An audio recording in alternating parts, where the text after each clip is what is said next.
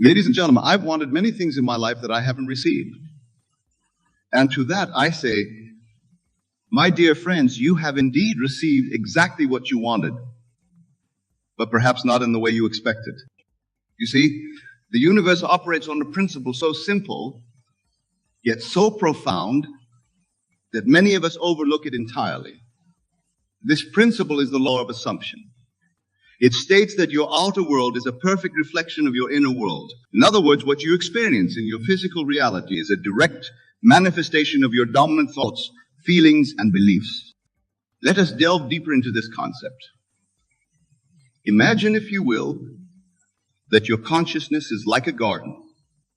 The thoughts you think, the emotions you feel, the beliefs you hold, these are the seeds you plant in this garden. And just as surely as an acorn grows into an oak tree, these mental seeds grow into the experiences of your life.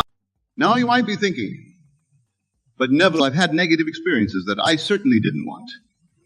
And to that I would say, look closer, my friend. Look at the thoughts and feelings you were harboring before and during those experiences. Were you not perhaps expecting the worst? Were you not, on some level, assuming that things would go wrong? You see, the human mind is a powerful thing. It doesn't distinguish between what you want and what you don't want. It simply takes your dominant thoughts and feelings and brings them into manifestation. This is why it's crucial to be mindful of what you're focusing on, what you're assuming to be true. Consider for a moment the story of a man I once knew. He was constantly worried about losing his job. Day in and day out, he fretted about it, imagined worst-case scenarios, and lived in a state of perpetual anxiety. And do you know what happened? He lost his job. Now you might say, see, Neville, he got what he didn't want. But I say to you, he got exactly what he was focusing on, exactly what he was assuming would happen. This, my friends, is the crux of the matter. You always get what you want, because what you truly want is determined not by your surface-level desires, but by your deepest assumptions about yourself and the world around you. Let's explore this further. Think about a time in your life when you achieved something you had long desired. Perhaps it was a promotion at work, a loving relationship, or a personal accomplishment. Now consider your state of mind leading up to that achievement. Chances are you were confident. You believed it was possible. You could see yourself already in possession of your desire. This, dear friends, is the secret.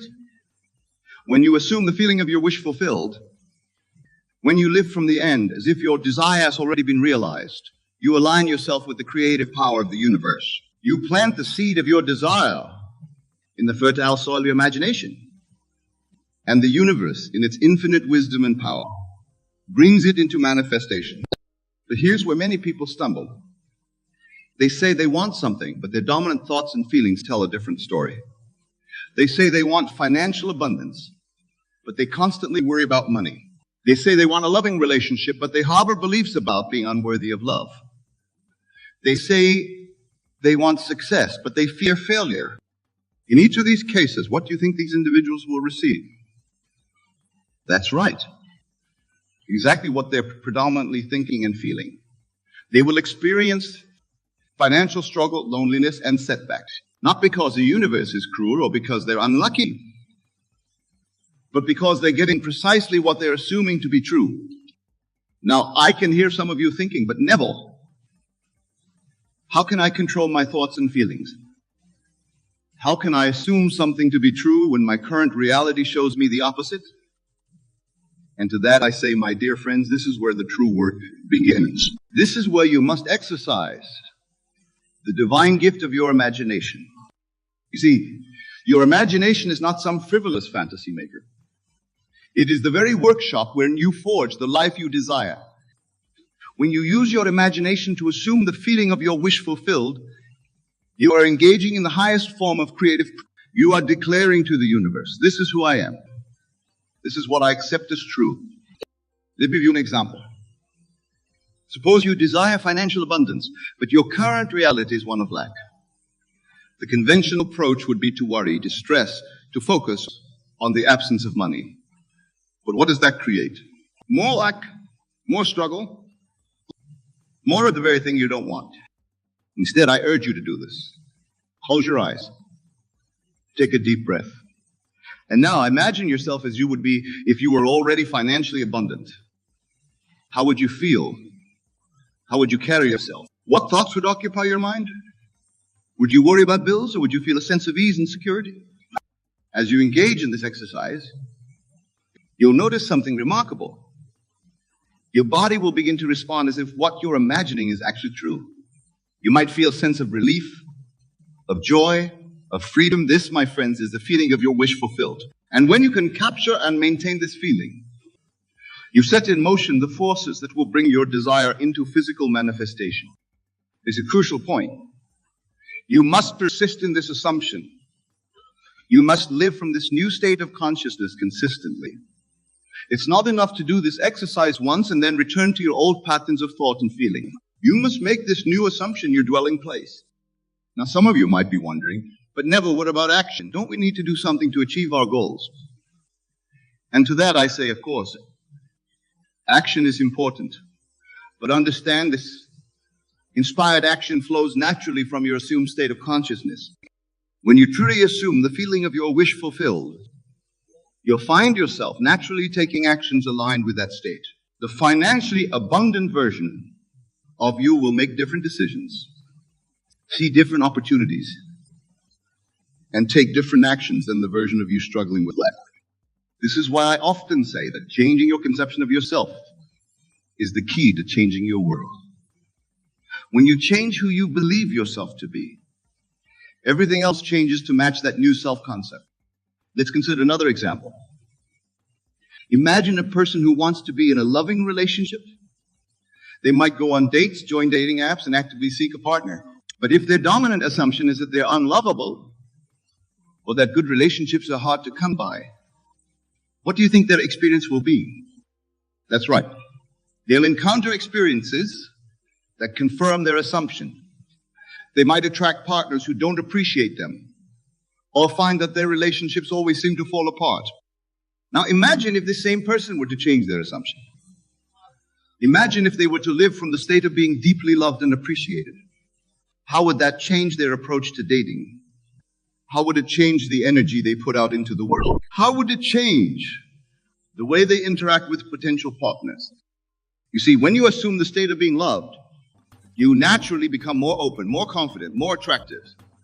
You send out a different vibration into the universe, and the universe responds in kind. This is how you always get what you want, by becoming it first in your imagination. But let me be clear. This is not about forcing outcomes or manipulating others.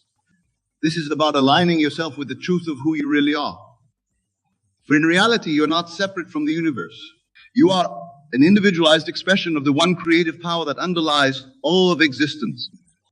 When you truly grasp this truth, when you understand that your consciousness is the one and only reality, you'll see that there is no limit to what you can be, do, or have.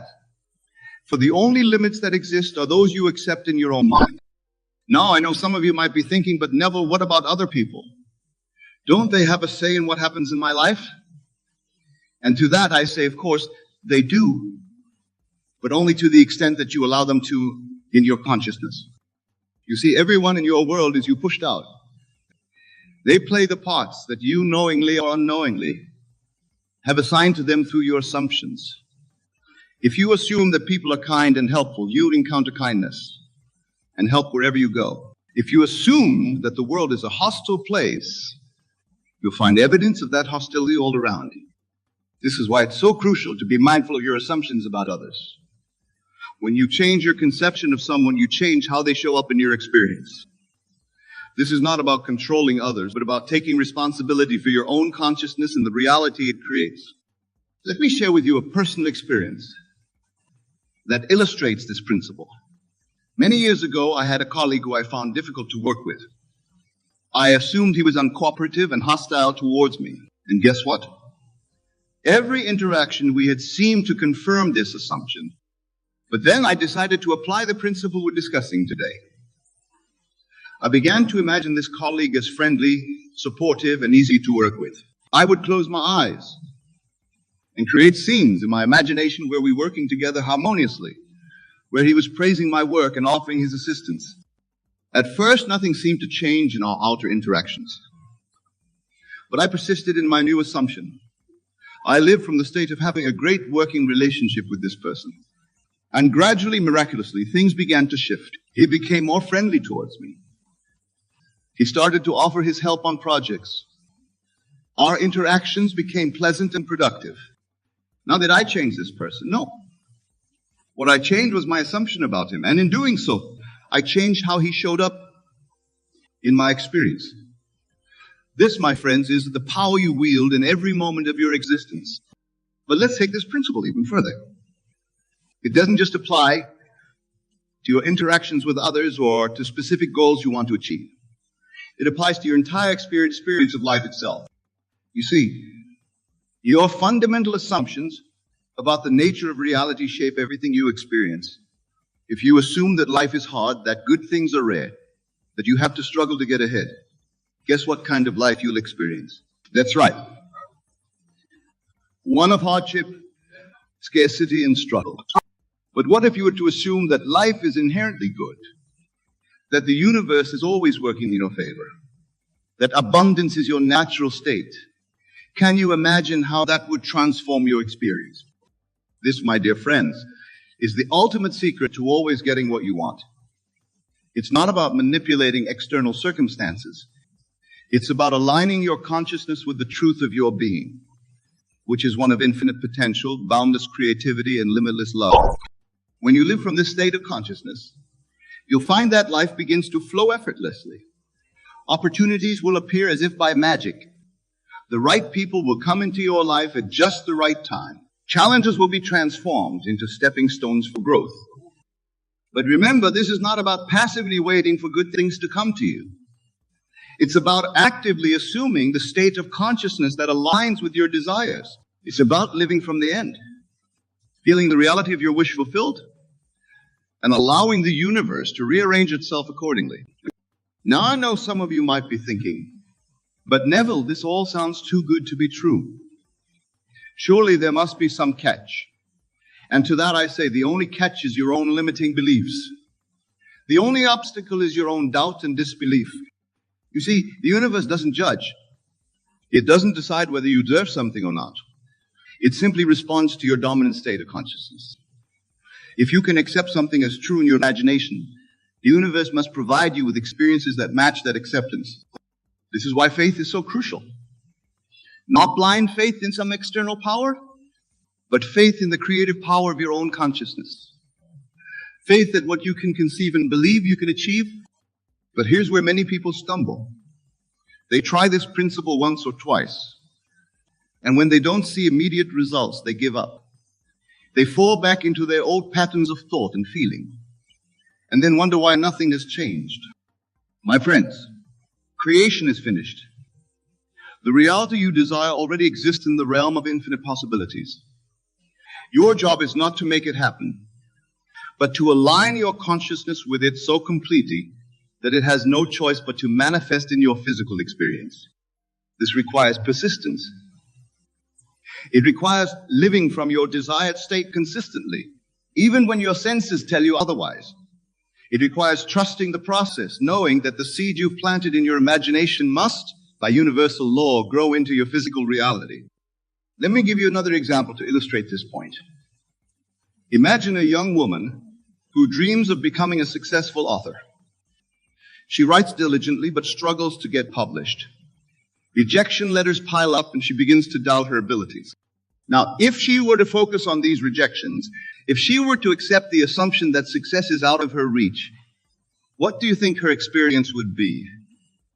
That's right. More struggle, more rejection, more evidence to support her assumption of failure. But what if, instead, she were to assume the state of being a successful author? What if, every night before sleep, she were to imagine holding her published book in her hands? What if she were to feel the joy of receiving glowing reviews, of seeing her book on bestseller lists, of inspiring readers with her words? If she were to persist in this assumption, living each day from the state of being a successful author, how would that change her approach to writing? How would it change the energy she puts into her work? How would it change the opportunities she notices and acts upon? You see, when you assume the state of your wish fulfilled, you align yourself with the version of you who has already achieved that desire. You begin to think, feel, and act as that version of you would. And in doing so, you naturally take inspired actions that lead to the manifestation of your desire. This, my friends, is how you always get what you want. Not by forcing, not by struggling, not by worrying about how it will happen, but by assuming the state of already having it, by living from that state consistently, and by allowing the universe to bring it into manifestation in its own perfect timing. Now, I want to address something that often comes up when I share these teachings. Some people worry that if everyone could have whatever they wanted, the world would fall into chaos. They fear that people would use this power for selfish or harmful purposes. But here's the beautiful truth. When you truly align with your highest self, when you tap into the creative power of the universe, your desires naturally align with the highest good of all. You see, at our core, we are all expressions of the same divine consciousness. And that consciousness is love itself. So when you operate from this level of awareness, you don't desire things that would harm others or disrupt the harmony of the universe. Instead, you desire to express your unique gift, to create beauty, to serve others, to experience joy and share that joy with the world. This is why I often say that your desire is God's desire for you. The desires that spring from your true self are not random or capricious. They are the universe's way of expressing itself through you, of expanding and evolving through your unique experiences. So never feel guilty about your desires. Never think that wanting something is selfish or wrong. Your desires are sacred. They are the call of your higher self, urging you to grow, to expand, to become more of who you truly are. But here's an important point. See, sometimes what you think you want on a surface level is not what you truly desire at a deeper level. This is why it's crucial to cultivate self-awareness, to really examine your desires and where they're coming from. For example, you might think you want a specific job or relationship, but what you truly desire is the feeling of fulfillment or love that you believe that job or relationship will bring you. When you recognize this, you open yourself to receiving what you truly want in ways you might not have imagined. This is where trust comes in. Trust that the universe knows the best way to fulfill your desires.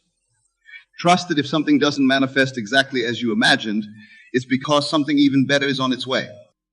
Remember, you always get what you want. But sometimes, the universe delivers it in a package you didn't expect. This is why it's important to focus on the essence of your desire, rather than the specific form you think it should take. Now, let's talk about the role of action in this process.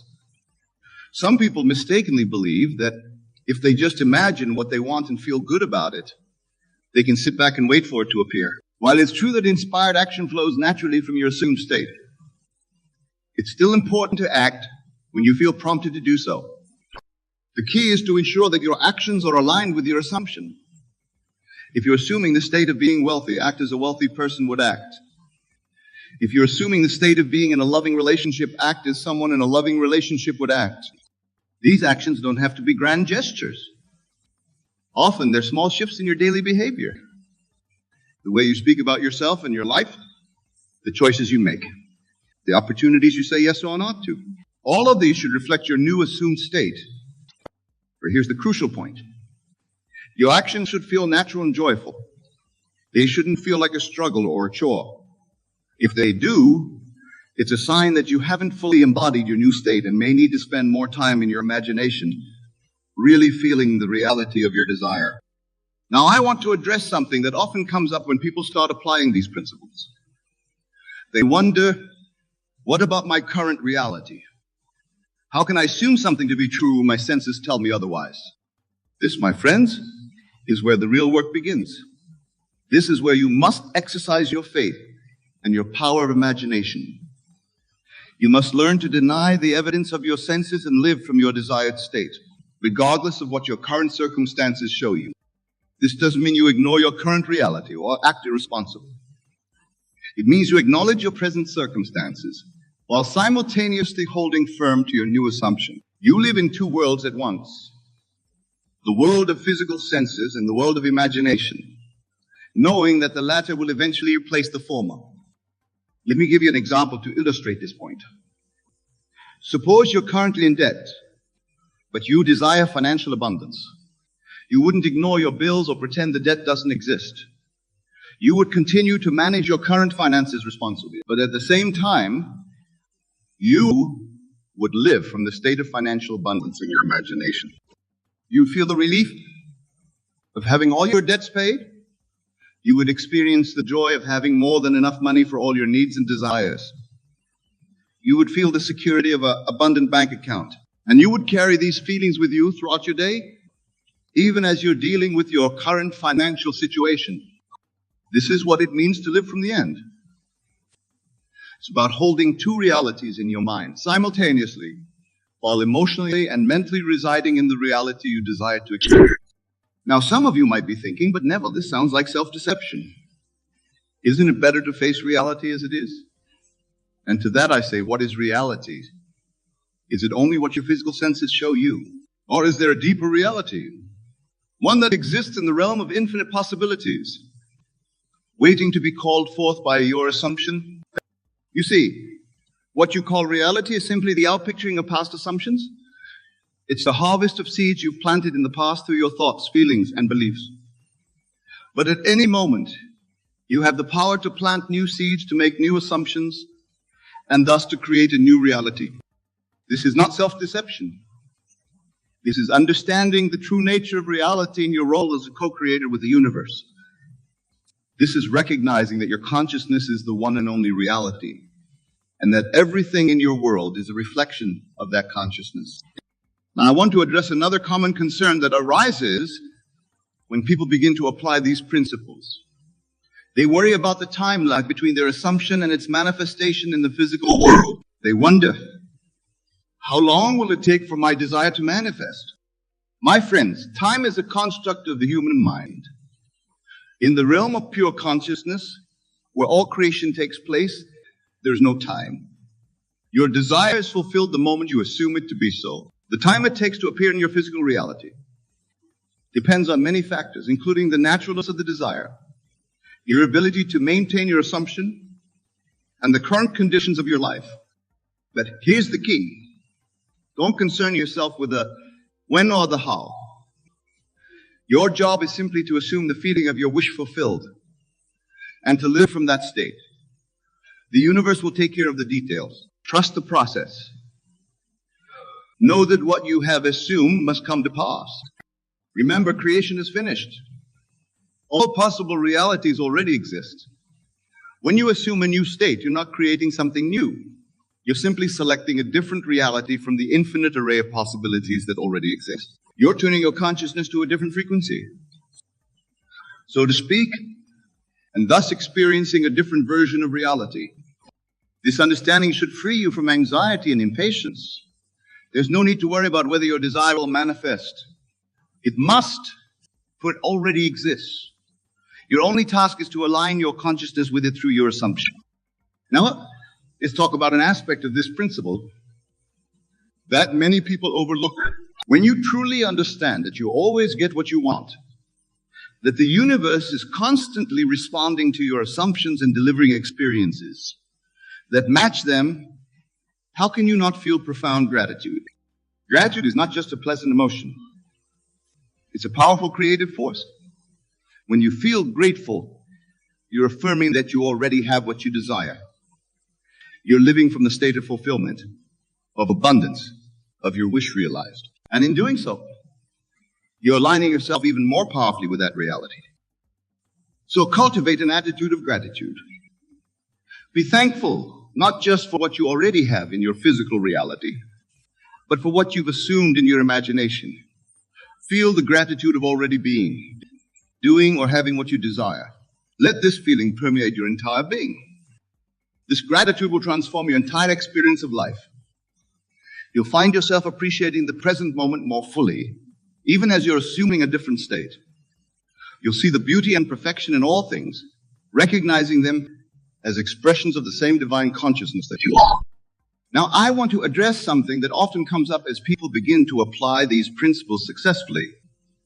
They start to wonder, if I can have anything I want, what should I want?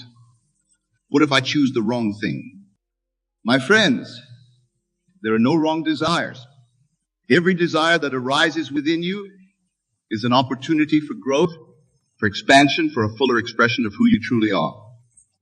The very fact that you can conceive of something means that it's possible for you to experience it. However, it's worth examining your desires to understand what you truly want at the deepest level. Often what we think we want is just a means to an end. We think we want a specific job, but what we really want is the feeling of fulfillment and purpose that we believe the job will bring. We think we want a particular relationship, but what we really want is the feeling of love and connection. When you recognize this, you open yourself to receiving what you truly want in ways you might not have imagined. You allow the universe to surprise and delight you with its infinite creativity. So instead of focusing on specific forms or outcomes, focus on the essence of what you desire. How do you want to feel? What kind of person do you want to be? What kind of life do you want to live? Assume these states in your imagination and watch as your outer world rearranges itself. Now, as we near the end of our time together, I want to leave you with a challenge. For the next 30 days, choose one desire, something you truly want to experience in your life. It can be anything. A new job, a loving relationship, improved health, a specific sum of money, a particular achievement. Now, every night before you go to sleep, and every morning when you wake up, spend a few minutes imagining that this desire has already been fulfilled. See it clearly in your mind's eye. Feel the emotions you would feel if it were already your reality. Experience the relief, the joy, the excitement of having what you desire. During the day, whenever you think of your desire, remind yourself that it's already yours in your imagination. Feel the gratitude of already having it, live from the state of your wish fulfilled. Don't worry about how it will come about. Don't try to figure out the steps you need to take. Simply live from the end, knowing that the universe will orchestrate the means. At the end of the 30 days, reflect on your experience. Notice any changes in your outer world, but more importantly, notice the changes in your inner world, in your thoughts, your feelings, your overall state of being. You may be amazed at what unfolds. You may find your desire manifesting in ways you never expected. Or you may find that you've changed in profound ways, regardless of whether your specific desire has yet appeared in your physical reality. Remember, the goal is not just to get things or achieve specific outcomes. The goal is to master your own consciousness, to understand and apply the principles that govern the universe, to become a deliberate creator of your life experience. You'll do this, you'll discover a profound truth. You're not separate from the universe. You are not a tiny speck in a vast, indifferent cosmos. You are an individualized expression of the one creative power that underlies all of existence. You are, in essence, the universe experiencing itself through your unique perspective. When you truly grasp this, when you live from this understanding, you'll see that there are no limits to what you can be, do, or have. You'll understand that you always get what you want. Because what you truly want, at the deepest level of your being, is to express and experience more of who you really are. And that, my dear friends, is the greatest adventure of all. It's the journey of self-discovery, of self-expression, of becoming more fully yourself. It's the journey of aligning your individual consciousness with the infinite consciousness of the universe. As you embark on this journey, know that you're not alone. The entire universe is supporting you, guiding you, working through you. Trust this process. Have faith in your own divine nature. Know that you are love supported and infinitely powerful. Remember, you always get what you want. So choose your thoughts wisely. Choose your feelings intentionally. Choose the state of consciousness you wish to embody. For in doing so, you are choosing the life you will experience. Go forth with this knowledge. Apply these principles in your daily life. Watch as your world transforms before your eyes. And know that as you do this, you're not just changing your own life, you're contributing to the evolution of consciousness itself. You're playing your unique part in the grand symphony of creation. Thank you for your attention, for your openness, and for your willingness to explore these profound truths. May your journey be filled with joy, wonder, and the thrill of conscious creation. Remember always, you're the open power in your world. You are the one who decides what you will experience. You always get what you want.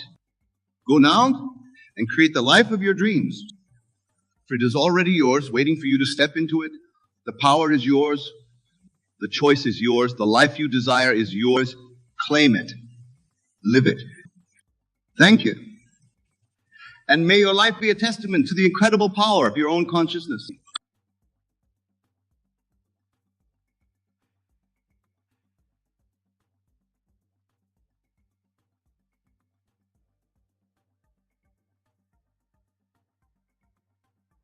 Let us begin by understanding that your home, your sacred space, is not merely a physical structure of brick and mortar.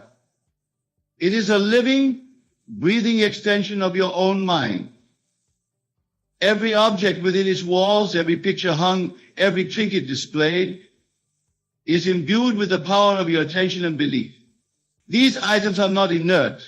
They are active participants in the grand drama of your life, playing roles assigned to them by your imagination. What we commonly refer to as demons are nothing more than undesirable states of consciousness, negative patterns of thought and emotion that we have allowed to take root in our minds. These demons do not exist outside of us. They are not separate entities lurking in the shadows. They are creations of our own making, given life by our fears, doubts, and limiting beliefs. The items in your home that attract demons are those that reinforce these negative states of consciousness. They are the physical anchors for the undesirable conditions in your life. But remember, it is not the items themselves that possess any inherent power. It is the meaning you assign to them, the stories you tell yourself about them, that give them their influence over your life. Consider for a moment a broken mirror. In many cultures, this is considered an item of bad luck, said to bring 7 years of misfortune. But ask yourself, does the mirror itself hold any power? Is there some mystical force contained within its shattered surface? Of course not. The power lies in the belief, in the expectation of misfortune that arises whenever you gaze upon that broken reflection. If you accept the idea that a broken mirror brings bad luck, if you feel a sense of dread or unease every time you pass by it, then you are, in essence, inviting that into state of consciousness into your life. You are opening the door to the demon of misfortune, allowing it to take up residence in your home and your mind. But here's the liberating truth. You have the power to change this. You can remove these demon-attracting items from your home, not by physically discarding them, but by changing your relationship to them, by altering your perception, by refusing to give them power over your emotional state. You can transform these objects from harbingers of negativity into new neutral or even positive influences in your life. Let us consider another common household item that is often associated with negative energy: clocks that no longer work. Many people believe that a stopped clock brings stagnation into their lives, that it somehow freezes progress and growth. But I ask you, is it the clock that has stopped, or is it your own sense of forward momentum? The stop clock becomes a demon attractor only when you allow it to remind you of wasted time, of opportunities lost, of dreams unfulfilled. But what if instead you chose to see that stop clock as a reminder that time is an illusion, that the eternal now is all that truly exists? What if you used it as a symbol of your power to step outside the relentless march of minutes and hours to access the timeless realm of pure potential? You see, the power to transform these demon-attracting items lies entirely within you. It is your consciousness, your imagination, that gives them their significance. And just as easily as you can imbue an object with negative associations, you can infuse it with positive, uplifting energy. Now let us turn our attention to another category of items that are often said to attract negative energies: sharp objects. Knives, scissors, needles. These are tools that many believe should not be left out in the open, lest they cut the positive flow of energy in a home. But again, I urge you to look beyond the physical nature of these objects and consider the beliefs you hold about them. A knife, in its essence, is a tool of transformation. It has the power to divide, yes, but also to create. In the hands of a skilled chef, a knife becomes an instrument of culinary artistry. In the hands of a surgeon, it becomes a tool of healing. The knife itself is neutral. It is our perception and use of it that determines its impact on our lives. If you see a knife and feel fear, if you associate it only with violence or harm, then indeed it may become a conduit for negative energy in your home. But what if you chose to see that knife as a symbol of your own power to cut through illusions, to slice away the unnecessary, to carve out a life of beauty and purpose? In doing so, you transform it from a demon attractor into a talisman of personal power and positive change. The same principle applies to all sharp objects in your home. Scissors can be seen as tools of division, or they can represent your ability to cut ties with limiting beliefs and relationships that no longer serve you. Needles can be viewed as instruments of pain, or they can symbolize your power to mend, to create, to weave the fabric of your desired reality. It is not the objects themselves that need to be removed from your home. It is the negative associations, the limiting beliefs, the fearful expectations that must be cast out. And this process of removal happens not in the physical world, but in the realm of your imagination. Now let us address another category of items often believed to attract negative energies: mirrors. We've already touched upon the superstition surrounding broken mirrors, but even intact mirrors are sometimes viewed with suspicion. Some believe that mirrors can act as portals, allowing negative entities to enter our homes. Others warn against sleeping with a mirror facing the bed, claiming it can disturb our rest and drain our energy. But I say to you, a mirror is nothing more than a reflective surface. It has no power to invite or repel any form of energy, negative or positive.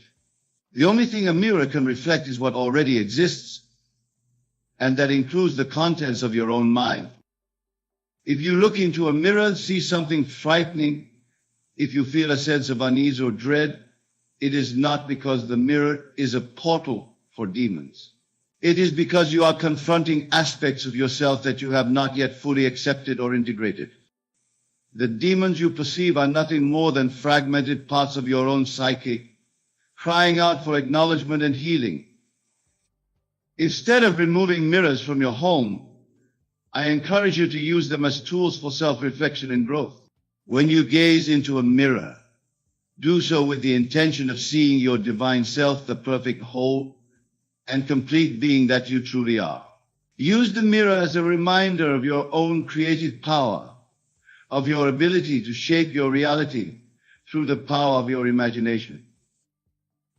If you find yourself troubled by your reflection, if you see imperfections or flaws that disturb you, remember that you have the power to change what you see, not by altering your physical appearance, but by shifting your perception, by choosing to see yourself through the eyes of love and acceptance.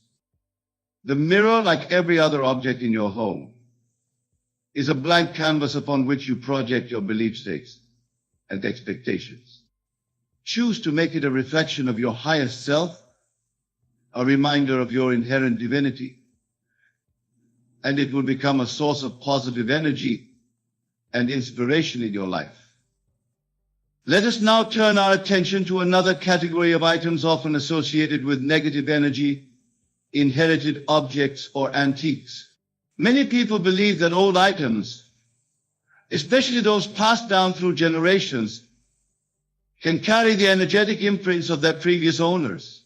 They fear that these objects might bring outdated patterns, unresolved conflicts, or even the demons of their ancestors into their homes. But I say to you, an object has no power to carry or transmit energy unless you believe it does. An antique chair is just a chair.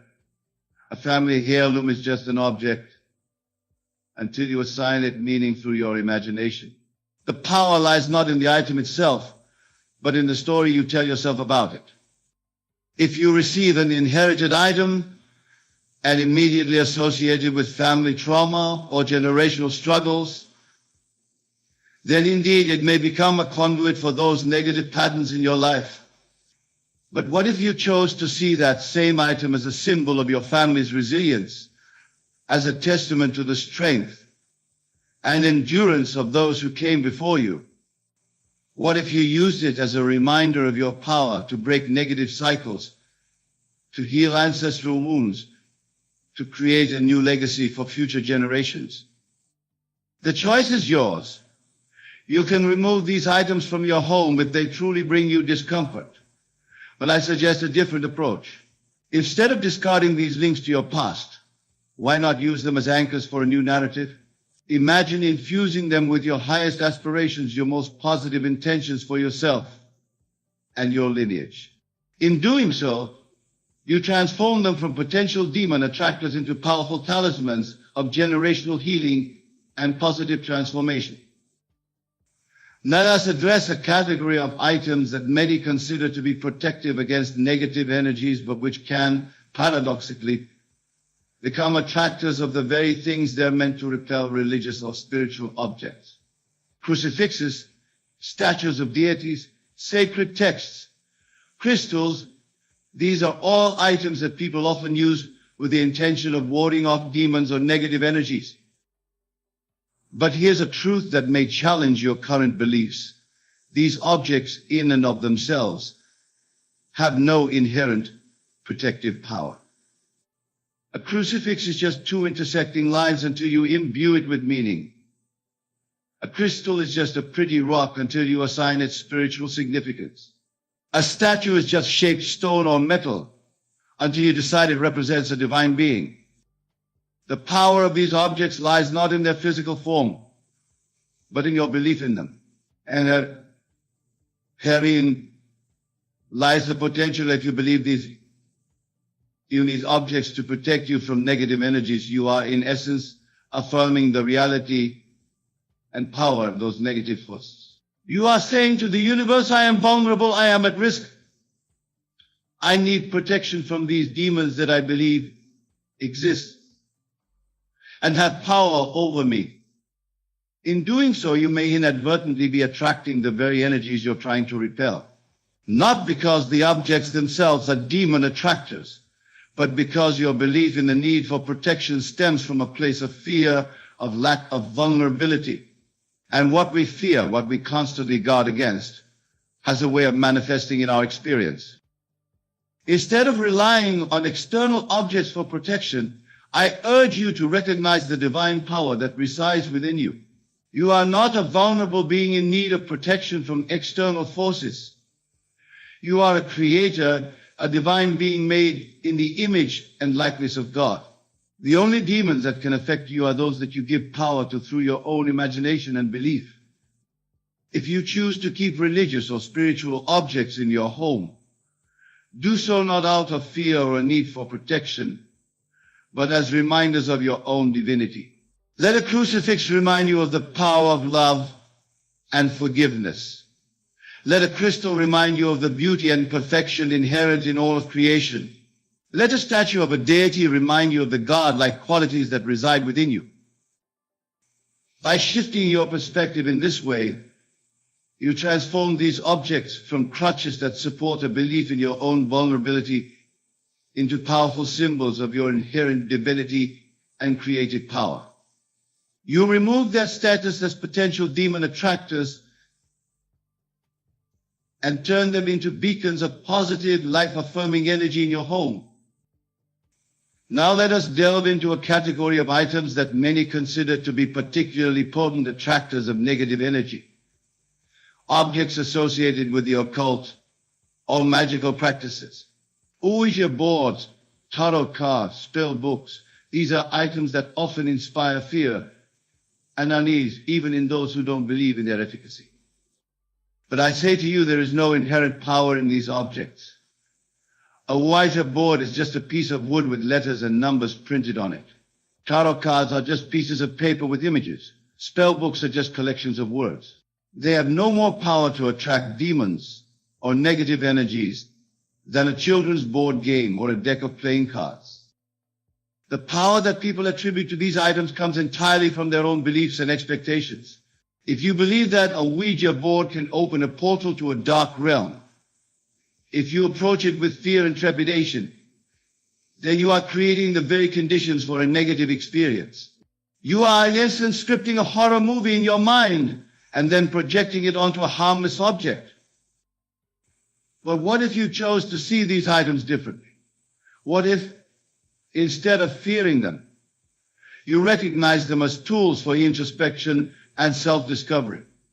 A Ouija board could be seen as a means of accessing your own subconscious mind, of bringing hidden thoughts and feelings to the surface. Tarot cards could be viewed as prompts for self-reflection, as mirrors that reflect different aspects of your psyche. Spell books could be understood as collections of affirmations and visualizations, tools for focusing your intention and directing your creative energy. The key is to remember that these objects have no power other than what you give them. They cannot invite demons into your home because demons as separate entities with power over you do not exist. The only demons are the fears, doubts, and limiting beliefs that you allow to take root in your own mind. If you truly feel uncomfortable with these items in your home, by all means, remove them. But understand that in doing so, you are not banishing external negative forces. You are making a choice about what you want to focus on, about the kind of energy you want to cultivate in your living space. And that choice, that power lies entirely within you. Now let us turn our attention to a category of items that might seem mundane, but which can have a profound impact on the energy of your home. Clutter.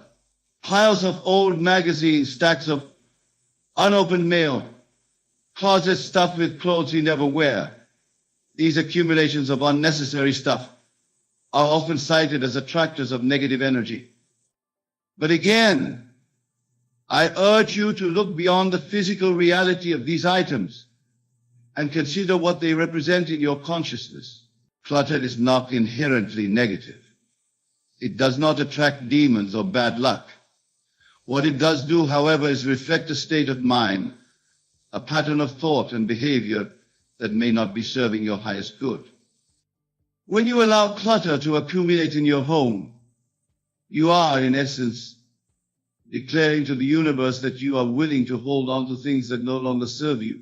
You are saying that you are not ready or willing to make space for new experiences, new opportunities, new growth. You are clinging to the past, to old patterns and habits, rather than embracing the possibility of change and renewal.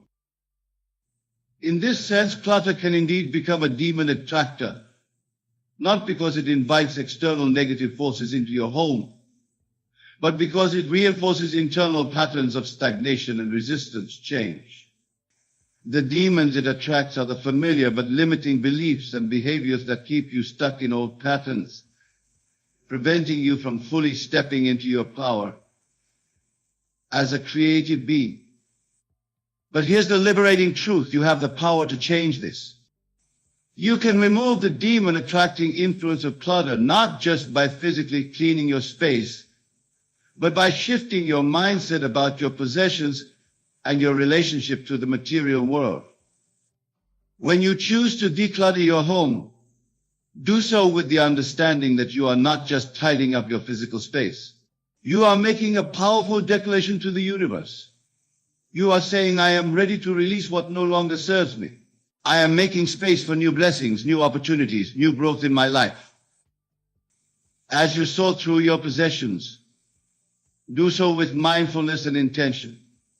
Ask yourself, does this item reflect who I am now or who I was in the past? Does it support my highest vision for my life, or is it holding me back in some way? Be willing to let go of things that no longer align with your current self, your current goals and aspirations. Remember, the act of decluttering is not about achieving some external standard of tidiness. It's about creating a living space that reflects and supports your inner state of being. It's about aligning your physical environment with your highest intentions for your life. As you create more space in your home, imagine that you are also creating space in your mind for new ideas, new possibilities, new manifestations of your desires. See the open spaces in your home as symbolic of the open, receptive state of your consciousness, ready to receive all the good that the universe has to offer. In this way, you transform the act of decluttering from a mundane chore into a powerful spiritual practice.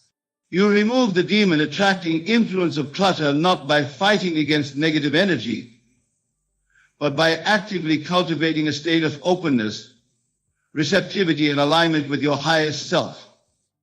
Now let us address another category of items that are often associated with negative energy: electronic devices. In our modern world, we are surrounded by smartphones, computers, televisions, and other gadgets.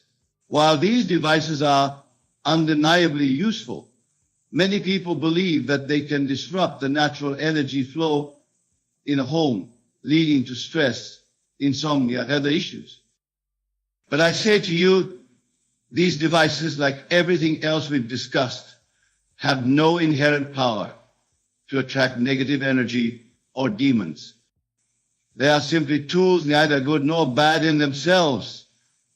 It is our relationship to them, our patterns of use, and the meaning we assign to them that determines their impact on our lives and our homes. If you find yourself constantly stressed, anxious, or unable to relax in your home, it's easy to blame the electronic devices that surround you. But I urge you to look deeper. The issue is not with the devices themselves, but with the way you are choosing to interact with them. When you compulsively check your smartphone, when you allow the constant stream of news and social media to occupy your mind, when you use television as an escape from your thoughts and feelings, you are in essence inviting a state of distraction and disconnection into your life. You are allowing these devices to dictate your thoughts, emotions, and energy. In this sense, they can indeed become demon attractors, not because they emit some mysterious negative force, but because they can reinforce patterns of behavior that separate you from your true self, from your inner peace and power. But the solution is not to remove all electronic devices from your home. Instead, I encourage you to change your relationship with these tools. Use them consciously with intention. Set boundaries around their use. Create spaces in your home that are free from electronic devices, where you can connect with yourself, with loved ones, with the natural rhythms of life. When you do use your devices, do so with awareness. Before you pick up your smartphone or turn on your computer, pause for a moment. Set an intention for how you want to use this tool. Ask yourself, is this supporting my highest good? Is this aligning me with my true desires and aspirations? By bringing consciousness to your use of technology, you transform these potential demon attractors into tools for growth, connection, and positive change. Remember, the power lies not in the objects themselves, but in your consciousness, in your imagination.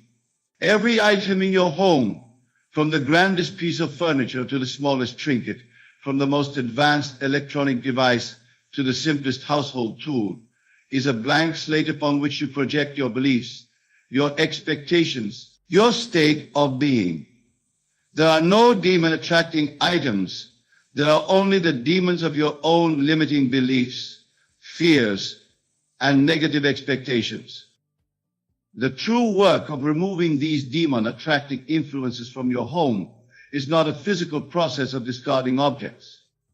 It is an internal process of transforming your consciousness.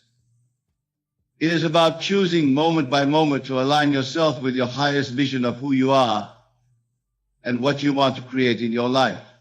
It is about recognizing your power as a divine being, as a creator made in the image and likeness of God. As you move through your home, as you interact with the objects in your environment, do so with this awareness. See each item as a reflection of your own consciousness, as an opportunity to reinforce your highest truths. Choose to imbue your space with love, with joy, with peace. For in doing so, you are not just changing the energy of your home, you are changing the very fabric of your reality. You are declaring to the universe, I am the master of my world. I choose what influences me. I create my own experience. And in that declaration lies the true power to banish all demons, to create a home and a life filled with light, love, and limitless possibility. My dear wonderful friends, tonight I shall share with you the most powerful secret in all of creation. How to speak to yourself in a way that will completely transform your world in just 3 days. Not in 3 months, not in 3 years, but in 3 days. For you see, the power of your inner conversation is absolute. And it is the only true creative power in the universe. Now, when I tell you to talk to yourself, I am not speaking of the idle chatter that most engage in throughout their day. I speak of that inner conversation that is deliberate, conscious, and aligned with your desired state. For your inner conversation is your consciousness externalized, and your consciousness is God. Consider the words of Scripture. In the beginning was the Word. These words are not speaking of some external deity's utterance. They speak of your inner word, your inner conversation. For you are the operant power. And your inner conversation is the word that creates all things. Many of you come to me asking, Neville, how long must I wait to see my desires manifest? And I tell you now, give yourself 3 days of proper inner conversation, and you will see your world begin to transform. For 3 is the number of completion in Scripture. And when you maintain the proper inner conversation for 3 days, you set in motion forces beyond your current understanding. Let me share with you exactly how to conduct this inner conversation. First, you must understand that your inner conversation must be from the end. You do not speak of what you want to be true. You speak as though what you desire is already true. This is the great secret that most of the world has missed. When you wake in the morning of your first day, your inner conversation must be from the state of your wish fulfilled. If you desire wealth, your inner conversation must be that of a wealthy person. If you desire health, your inner conversation must be that of a healthy person. If you desire love, your inner conversation must be that of someone who is deeply loved. But, and this is crucial, your inner conversation must feel natural. It must not be strained or forced. For feeling is the secret, and your inner conversation must be accompanied by the feeling of naturalness. Let me give you a perfect example from Scripture. When David spoke to Goliath, his inner conversation was not, I hope I can win, or I will try my best. His inner conversation was from the state of victory already achieved. This is why he could say with complete conviction, this day will the Lord deliver thee into mine hand. Now, for these 3 days, you must guard your inner conversation as though your life depends upon it, because it does. Every time you catch yourself engaging in inner conversation that contradicts your desired state, you must immediately revise it. This is not a suggestion. This is a command if you wish to see your world transform. Consider this: every outer conversation you have is first an inner conversation. Every relationship you have is first an inner conversation. Every circumstance in your life is first an inner conversation. Therefore, by changing your inner conversation for just 3 days, you literally change the entire substance from which your world is created. Let me tell you how to structure your inner conversation throughout these 3 days. In the morning, your first inner words must be from the state of your wish fulfilled. Before you open your eyes, before you move a muscle, engage in the inner conversation of the person you wish to be. If you desire wealth, your inner conversation might be, I am so grateful for my abundant life. Money flows to me easily and continuously. I am surrounded by prosperity. But remember, these words must not be mere affirmations. They must be spoken with the feeling of knowing that they are already true.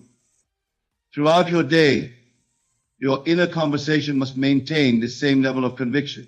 When challenges arise, and they will arise, your inner conversation must remain steadfast. If someone speaks of lack, your inner conversation must be of abundance. If someone speaks of illness, your inner conversation must be of health. This is where most fail in their attempt to change their world. They allow their inner conversation to be pulled into the current circumstances rather than maintaining the conversation of their desired state. But I tell you now, circumstances have no power over your inner conversation unless you give them that power. For these 3 days, you must be relentless in maintaining your new inner conversation. When you walk down the street, your inner conversation must be from your desired state. When you eat your meals, your inner conversation must be from your desired state. When you prepare for sleep, your inner conversation must be from your desired state. Let me share with you a principle that I have tested and proven countless times. Your inner conversation is the only reality. Everything else, absolutely everything, is a shadow of your inner conversation pushed out. Therefore, when you maintain the proper inner conversation for 3 days, you literally create a new world. Many of you may be thinking, but Neville, 3 days seems too short a time to change my entire world. Let me remind you of the story of Jonah. How long was he in the belly of the whale? 3 days. And after 3 days, he was transformed, and his world was transformed. This is not coincidence, my dear friends. This is law. 3 days of proper inner conversation is all that is required to set in motion the forces that will transform your world. But these must be 3 complete days, not 3 days of wavering between states. During these 3 days, you must guard your inner conversation, not just in your waking hours, but as you fall asleep. For the last inner conversation you have before sleep is particularly powerful. It continues to echo through your subconscious mind throughout your sleep. Therefore, as you prepare for sleep during these 3 days, your inner conversation must be perfectly aligned with your desired state. If you desire a successful business, your inner conversation might be, I am so grateful for my thriving business. My customers are delighted with our services. Profits increase continuously. But remember, and this is crucial, your inner conversation must be accompanied by the feeling of naturalness. It must feel as natural to have this conversation as it feels to speak of what you had for breakfast.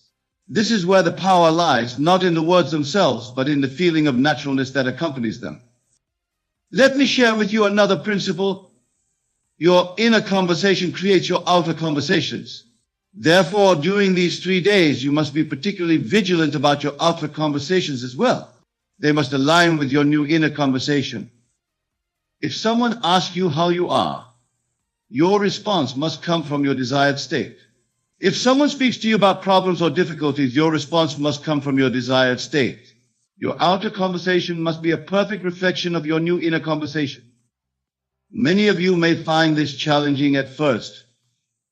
You may be tempted to engage in conversations about current circumstances rather than your desired state. But I tell you now, this is where your power lies in maintaining your new conversation regardless of appearances. Consider the story of Jesus walking on water. What was his inner conversation? Was it about the impossibility of walking on water? Was it about the danger of the storms? No, his inner conversation was from the state of mastery over all natural laws, and his outer world had to conform to this inner conversation. During these 3 days, you must maintain the same level of conviction in your inner conversation. You must speak to yourself as though your desired state is already your reality, not as though it will be, not as though it might be, but as though it is. Let me share with you how to handle doubts when they arise during these 3 days. And they will arise. When a doubt appears in your mind, do not fight it. Instead, immediately revise your inner conversation. If you catch yourself saying inwardly, "This isn't working," immediately revise it to, "Everything is working perfectly. My world is transforming now." This revision must be immediate and complete. You cannot allow doubt to linger in your inner conversation. For remember, your inner conversation is the only reality. Therefore, a doubting inner conversation will create a doubting outer reality. Throughout these 3 days, your inner conversation must be dominated by gratitude. Not gratitude for what you hope will come, but gratitude for what is already yours in your desired state. This gratitude must be part of your inner conversation throughout the day.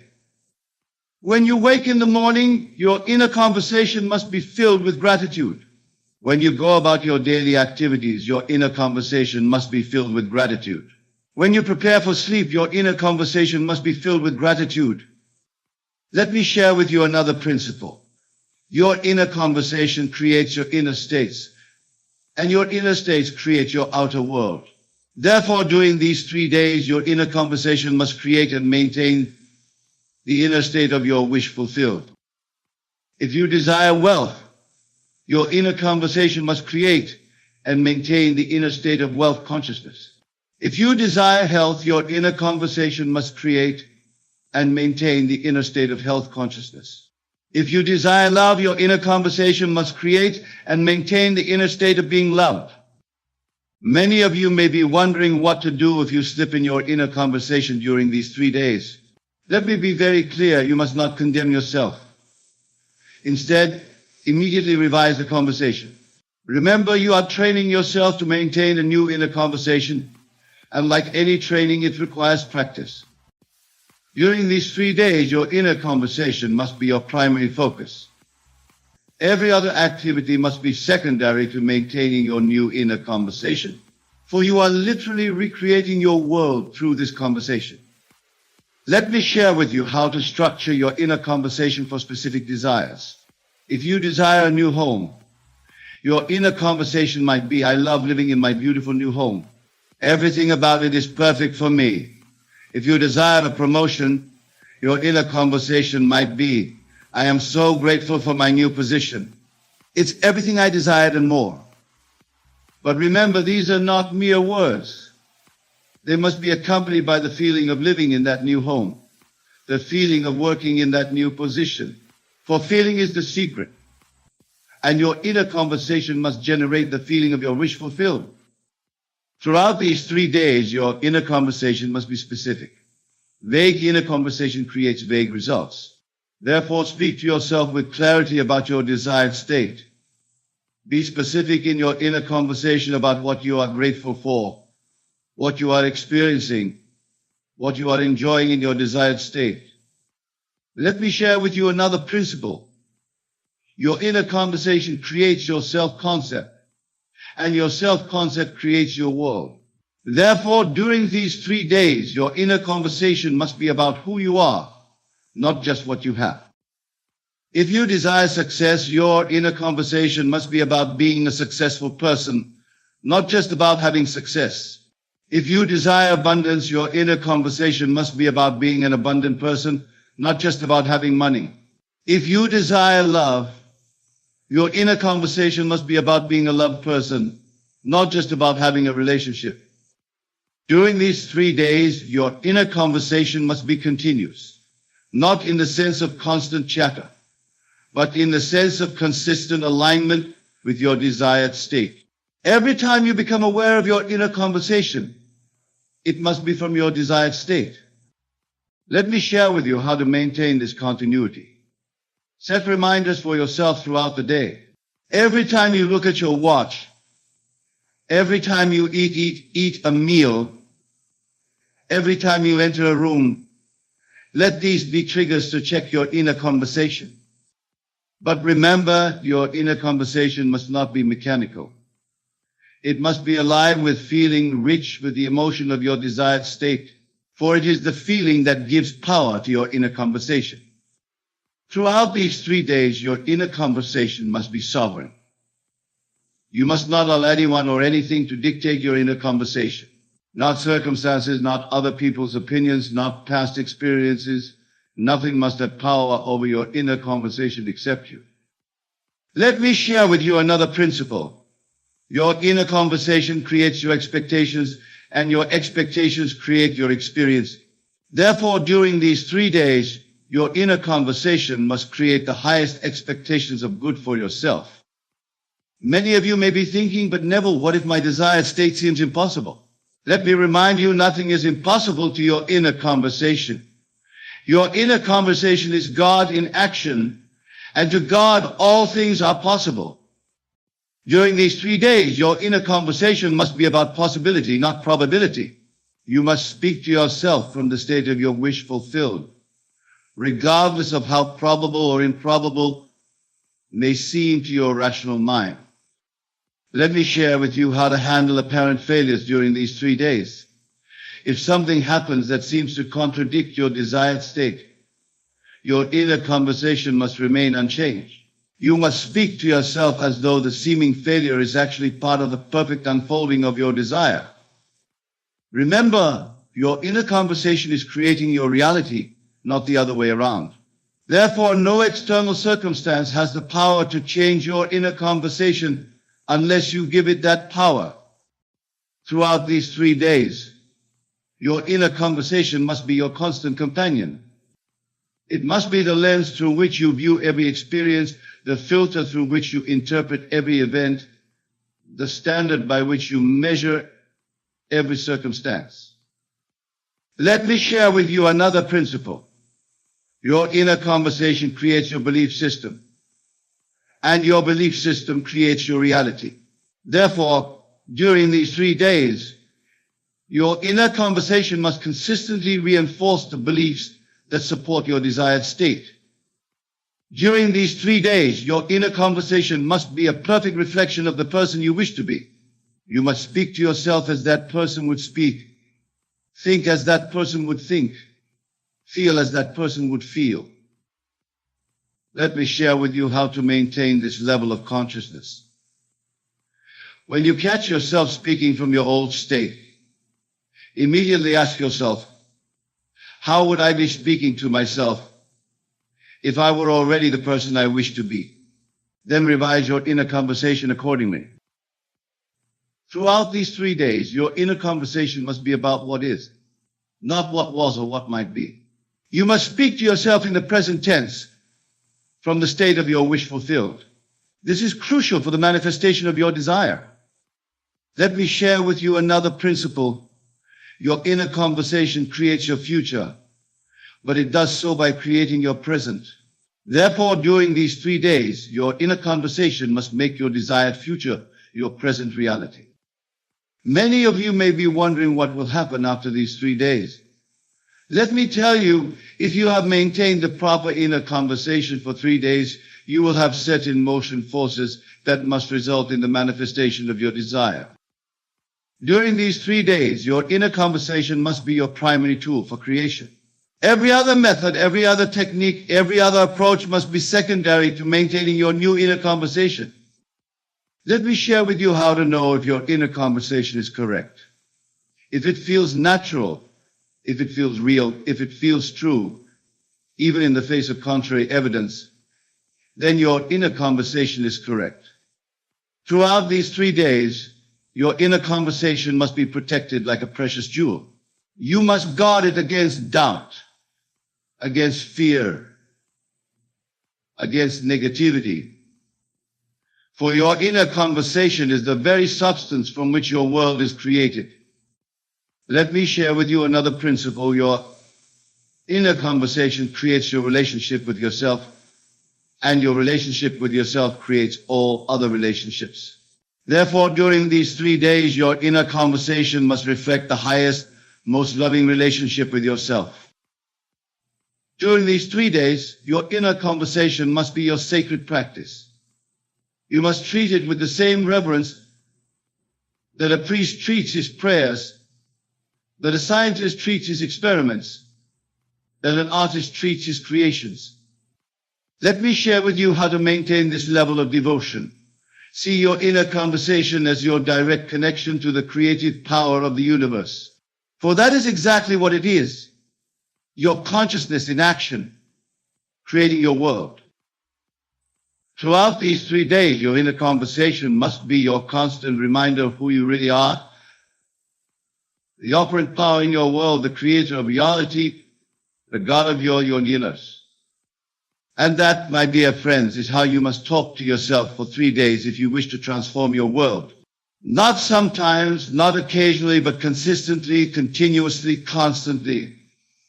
For your inner conversation is the word of God in action, and it cannot return void. Remember this, your world is your inner conversation pushed out. Therefore, guard your inner conversation for these 3 days, as though your life depends upon it, because it does. So what will you do with this knowledge? Will you continue with your old inner conversation, creating the same results you've always created? Or will you begin today, this moment, to maintain a new inner conversation that must create a new world? The choice is yours, but the law is absolute. Your inner conversation creates your reality. Therefore, speak to yourself for 3 days as though your desires are already fulfilled, and watch your world transform. That's the message I want to leave you tonight. Not because it's easy, but because it's true. Not because it's simple, but because it's powerful. Not because it's what you expected to hear, but because it's what you needed to hear. Remember, 3 days of proper inner conversation will transform your world. Every single time. And isn't that worth thinking about?